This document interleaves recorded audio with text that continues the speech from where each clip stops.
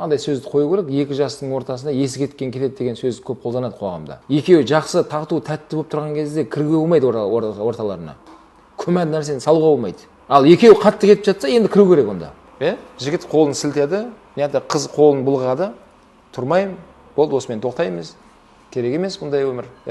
Екеуі қатты кетіп жатыр. Соны Алла айтып жатыр, ортаға үшінші адамдар кіріңдер дейді ортаға. Бірақ кірген кезде де мәселені шешетіндей болып кіру керек.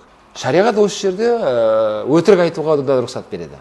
Екеуін жарастыру үшін. Жаңағы әйелге барады да айтады, ана күйеуің дейді өкініп жатыр дейді. Неше күннен бері тамақ ішпепті, көңіл күйі жоқ, жұмысқа да шықпапты. Әйеліме қатты кетіп қалдым, ренжітіп қойдым. Дұрыс болмады деп өкініп жатыр. Бірақ ол өкініп жүрген жоқ, ол нормал жер жақта. Бірақ сондай фон жасайды да жерде. Сөз әйел не істейді, бір саты төмен түседі. Егер қатесін мойындаған болса, жарайды онда да ол түсінді. Содан шығады да күйеуіне барып, әйел туралы айтып барады. Әйелің неше күннен бері көңіл күйі жоқ екен. Ешкімді көргісі келмейді, су ішпейді, қатты өкініп жатыр. Сен ренжітіп қойдың деп. Негізі әйел етіп жатқан жоқ, ол да нормальный жер. Сөзі күйеуі не істейді, ашуынан қайтып, егер қатын түсінген болса, жарайды онда.